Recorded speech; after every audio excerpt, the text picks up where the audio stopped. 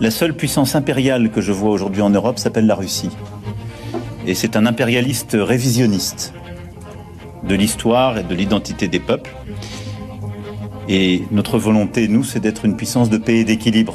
Au fond, tout ce que nous faisons, par les choix, y compris d'ailleurs de nos armées, pour éviter la guerre de demain, ce sont des choix de paix.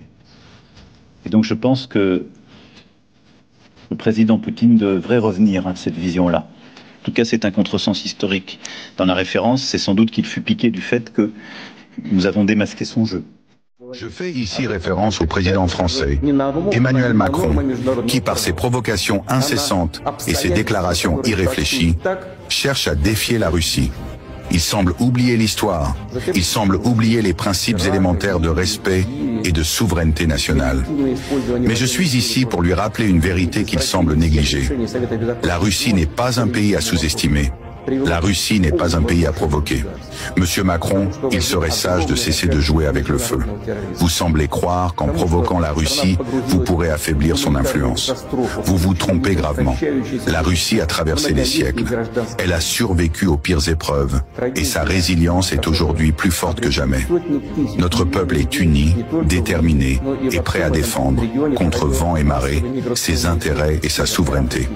Il est impératif que vous compreniez une chose, Monsieur Macron. L'histoire de la Russie n'est pas une simple suite d'événements passés. Elle est un modèle de résistance, de courage et de dignité. Notre pays a toujours su repousser les invasions, faire face aux plus grandes puissances du monde et émerger victorieux. Nous avons triomphé contre les plus puissants empires, contre les armées les mieux équipées, et notre nation a toujours su préserver son indépendance. À ceux qui, comme vous, Monsieur Macron, semblent ignorer cette force intérieure de la Russie, je dis, respectez cette puissance. Ne mettez pas en péril la stabilité mondiale par des manœuvres qui sont à la fois imprudentes et dangereuses. Vous ne pouvez pas, et vous ne devez pas, sous-estimer la détermination de la Russie à défendre ses frontières et ses intérêts. Nous avons toujours cherché à maintenir la paix, à œuvrer pour la stabilité. Mais cela ne signifie en aucun cas que nous resterons passifs face à l'agression.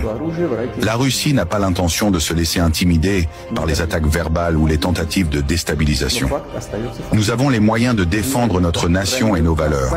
La Russie ne se soumettra jamais à des pressions extérieures et nous continuerons à protéger notre peuple et notre héritage. Je vous conseille, Monsieur Macron, de reconsidérer vos actions. Le président de la Fédération de Russie, M. Vladimir Poutine, est finalement sorti de son silence et a répondu à son homologue français, M. Emmanuel Macron. Il s'est plongé dans l'histoire et a rappelé à la France et à tout le monde que la Russie est une grande nation et qu'ils ont su gagner toutes les guerres et les conquêtes auxquelles ils ont été confrontés. Dans cette vidéo, on va essayer de voir deux déclarations, une de M. Vladimir Poutine et l'autre de M. Emmanuel Macron pour savoir qui est en train de répondre à qui.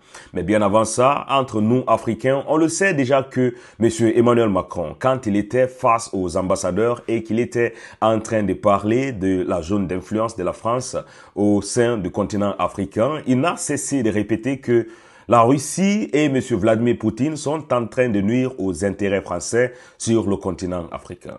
Soyons sérieux, de quel intérêt il est en train de parler exactement? Si depuis les années 60 ou bien au-delà des années 60, la France est présente sur le continent africain, a colonisé le continent et a pillé tout le continent jusqu'à présent et que les contrats ou bien les partenariats qui étaient signés entre les États africains et la France étaient des partenariats ou bien des contrats pour nous piller, des contrats qui n'étaient pas équitables et qui jusqu'à présent sont encore valides. Si on a des présidents qui sont nouvellement au pouvoir, que ce soit par force ou bien par démocratie, qui ont pris la conscience et qui veulent changer la destinée de leur pays en disant que on doit d'abord dénoncer tous ces accords coloniaux et que on veut prendre notre indépendance totale en main, c'est le cas de l'AES, quelques pays qui sont en train de suivre ces chemins comme le Tchad. Et pour réellement avoir cette indépendance totale, il faut lier une relation avec la Russie, que ce soit des coopérations militaires, économique pour que cette idée soit une réalité. C'est ce que la France et M. Emmanuel Macron sont en train d'appeler ici nuire aux intérêts français sur le continent africain.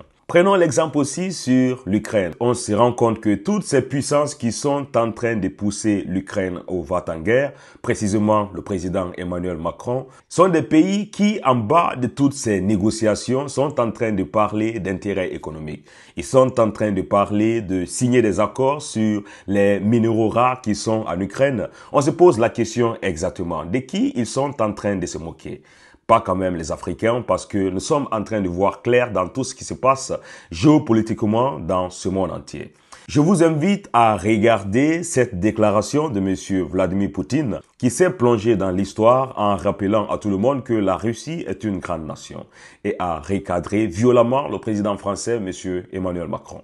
Mes chers compatriotes, je me tiens devant vous aujourd'hui non seulement en tant que président de la Fédération de Russie, mais également en tant que défenseur de notre grande nation, de son histoire glorifiée par des siècles de combats et de victoires.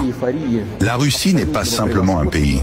Elle est une civilisation, un héritage précieux, forgé dans la douleur, la détermination et une force inébranlable.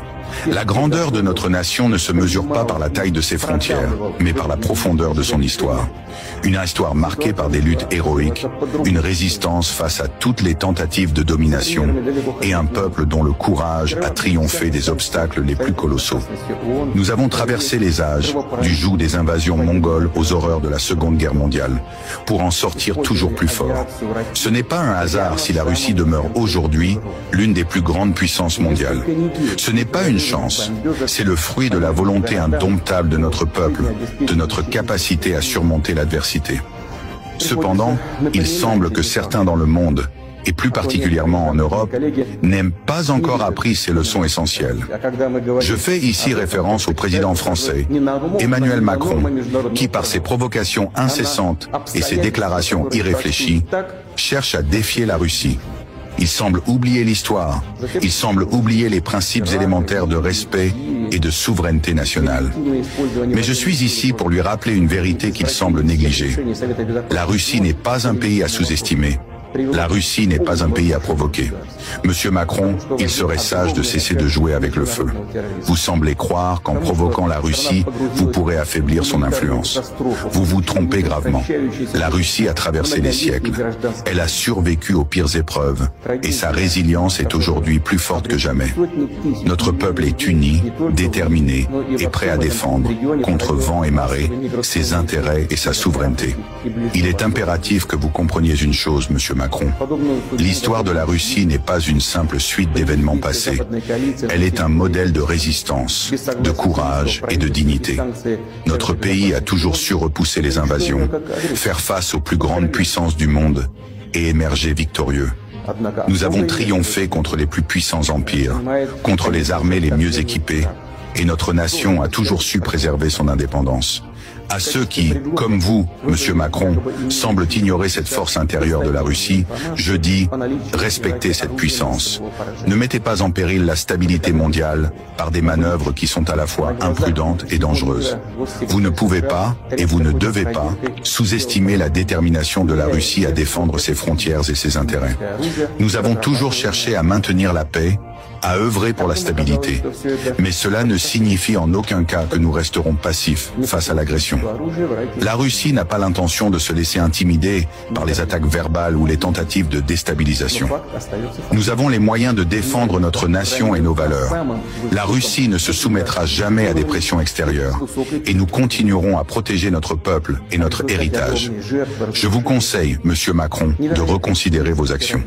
Ne testez pas la patience d'un peuple qui, à travers les siècles, a su faire face aux pires défis. N'oubliez pas que la Russie est la patrie des tsars, des héros, de l'armée rouge, de l'héritage de nos ancêtres, qui ont toujours défendu la grandeur de notre nation. Vous ne pouvez pas jouer avec la Russie comme avec un autre pays. Nous sommes un géant endormi, mais si vous nous provoquez, soyez prêts à en assumer les conséquences. L'histoire ne se répète pas, mais elle se souvient. Et vous, Monsieur Macron, devriez vous en souvenir. Votre arrogance et vos provocations n'atteindront que la détermination d'une nation qui a su triompher du passé et qui triomphera encore. Vive la Russie, vive notre indépendance et que la paix règne, mais sur nos termes. Merci. La seule puissance impériale que je vois aujourd'hui en Europe s'appelle la Russie. Et c'est un impérialiste révisionniste de l'histoire et de l'identité des peuples. Et notre volonté, nous, c'est d'être une puissance de paix et d'équilibre. Au fond, tout ce que nous faisons, par les choix, y compris d'ailleurs de nos armées, pour éviter la guerre de demain, ce sont des choix de paix. Et donc je pense que le président Poutine devrait revenir à cette vision-là. En tout cas, c'est un contresens historique. Dans la référence, c'est sans doute qu'il fut piqué du fait que nous avons démasqué son jeu. S'il y a un cessez-le-feu, ce n'est pas pour faire la paix durablement. Ce sera pour mieux reprendre la guerre. Napoléon menait des conquêtes. À la question de savoir si la France viendrait aider les États-Unis d'Amérique, je convoquerai notre histoire séculaire. Lafayette est venu, Pershing a fait le trajet dans le sens inverse en convoquant cette mémoire, et j'étais il y a encore quelques jours aux côtés de vétérans américains qui avaient fait le chemin jusqu'à Omaha Beach et tant d'autres l'ont fait. Nous avons toujours été là l'un pour l'autre.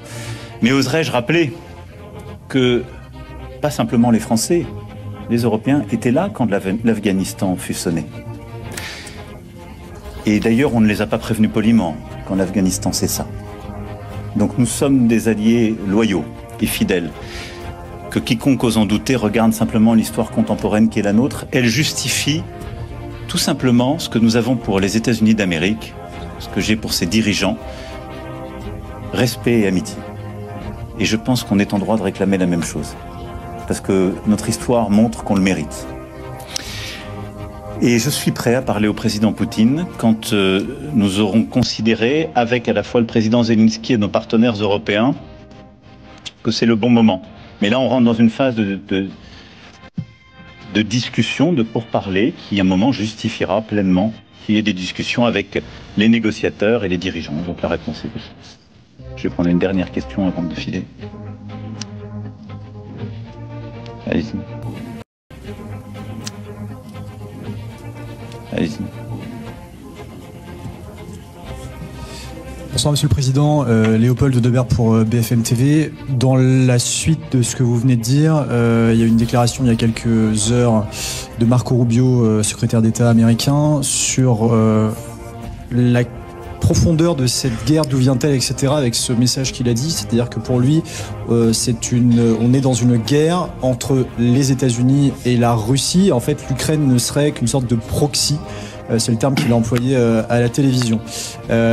La seule puissance impérialiste qui se trouve en Europe, c'est la Russie, selon le président français Emmanuel Macron. Je me dis de qui il est en train de se moquer, ce président français, monsieur Emmanuel Macron. Ou bien devons-nous chercher encore dans le dictionnaire la définition du mot impérialiste? Quand on parle de l'impérialisme, c'est bien sûr la France qui, jusqu'à présent, est présente en Afrique et qui est en train de piller. Quand des États comme le Burkina, le Mali et le Niger sont en train de les dire de quitter le sol et ils refusent d'obéir aux ordres d'un État qui est souverain, d'un État qui est indépendant depuis maintenant des années 50. La seule puissance impérialiste qu'on voit en Europe ici, c'est peut-être la France qui, à chaque fois, est en train de formater des coups pour déstabiliser des États sahéliens. La seule puissance impérialiste qu'on voit, c'est bien sûr la France, qui a encore des multitudes de colonies à travers le monde entier. Que ce soit en Afrique, en Haïti, ou bien, voilà, dans les Nouvelles-Calédonies, des États qui veulent avoir leur indépendance, des États qui veulent s'affirmer et que jusqu'à présent, l'administration française est en train de passer par tous les moyens pour les maintenir dans une domination. Ça, c'est réellement de l'impérialisme.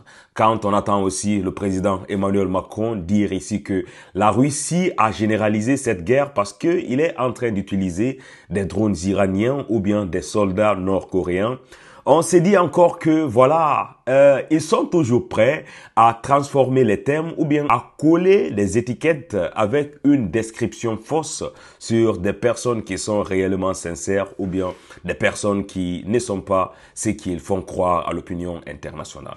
Quand on prend encore l'exemple sur ce qui se vit entre l'Ukraine et la Russie, parlant de la généralisation ou bien de la mondialisation de ce conflit, on a toujours entendu ici tous ces pays qui ont pris à l'unanimité des sanctions contre la Russie.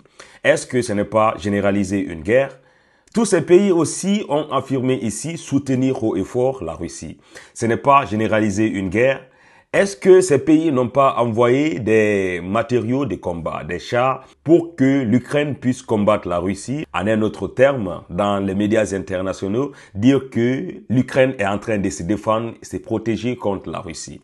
Tout ça, c'est les médias internationaux qui en servent à nous embobiner, à nous réellement détourner de la réalité. Mais ce qui est clair, c'est que le président français est en train de perdre le cap. Et je pense que dans l'histoire de la République française, il n'y a pas eu encore un président qui a fait des faux pas comme M. Emmanuel Macron. Lui seul a son actif, plusieurs gouvernements renouvelés, plusieurs offenses verbales dans les presses internationales qu'il fait aux présidents africains et tout dernièrement, il vient de le faire au président russe, M. Vladimir Poutine. Et ça va faire mal dans les jours à venir parce que c'est un conflit diplomatique qui vient de se commencer, selon moi, entre la Russie et l'Ukraine, même si ça existait depuis très longtemps. Sur ce, mes frères, n'oubliez pas de laisser en commentaire tout ce que vous pensez concernant cette réponse fracassante de M. Vladimir Poutine à l'encontre de Emmanuel Macron, président actuel de la France. À chaque fois que nous avons l'occasion, nous aimons leur rendre hommage, car nous savons qu'ils sont tombés pour nous. Nous disons que si la France n'a pas oublié le général de Gaulle, que si les Américains n'ont pas oublié Martin Luther King, nous n'avons pas le droit d'oublier Thomas Sankara, Patrice Lumumba, Kwame Nkrumah, Jomo Kenyatta, King Rastafari from Ethiopia. Ils ont oublié la prison d'Assabo.